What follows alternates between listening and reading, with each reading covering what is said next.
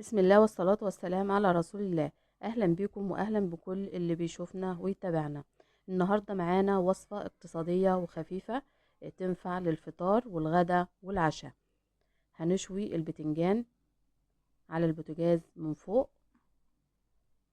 لو عندك شياطة زي دي بنغسل البتنجان وبنحطه وبنشويه على البوتاجاز، وبقلب في البتنجان كل شوية لحد ما يتشوي معانا.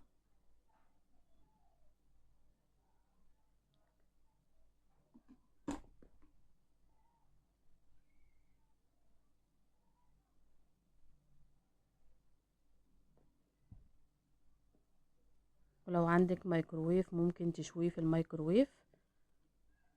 ده البتنجان بعد ما اتشوى معانا.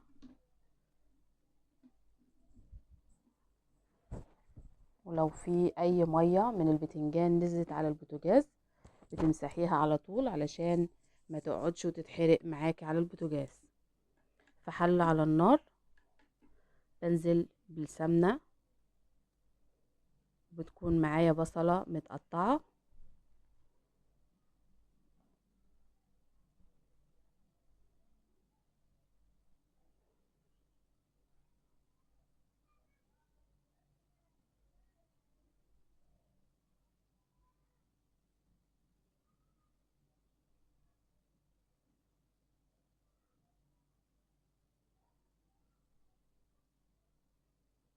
بنزل بالبصله المتقطعه واقلب فيها. بمجرد ريحتها تطلع، انا مش عايزاها تاخد لون.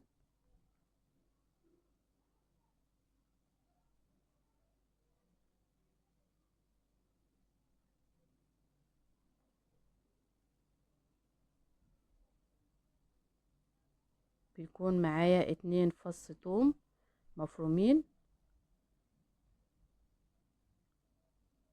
بنزل بيهم على البصلة.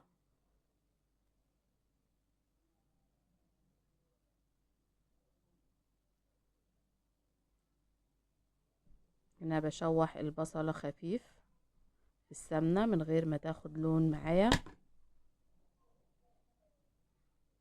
بنزل ب2 فص الثوم وبقلب. بمجرد ما ريحة الثوم تطلع بيكون معايا طماطم متقطعة مكعبات،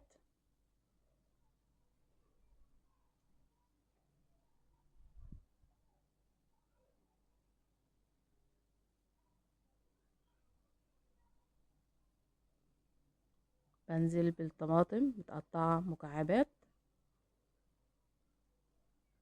وبقلب كله مع بعض.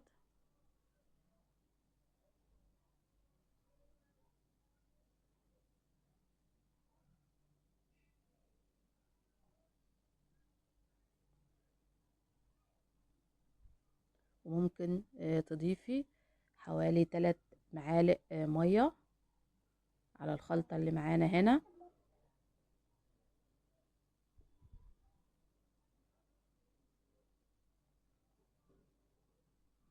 وبنغطي لحد ما تتسبك خفيف. البتنجان اللي معايا انا قشرته، بقطعه بالسكينة بالشكل ده،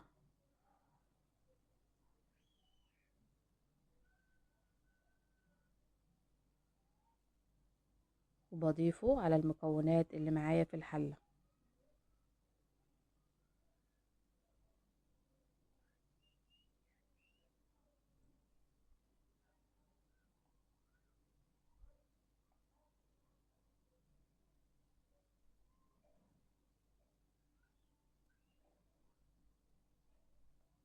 وبقلب المكونات كلها مع بعض، وبهدي النار لحد ما كل المكونات تتسبك معايا وتمتزج مع بعضها. بنزل بالملح،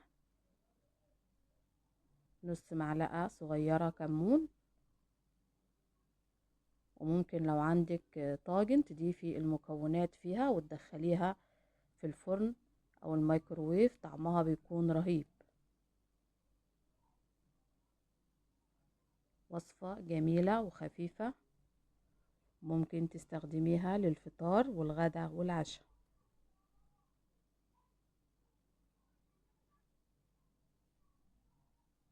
ودي كانت وصفة النهاردة، وبألف هنا، واشوفكم في فيديو تاني، وفي حفظ الله ورعايته.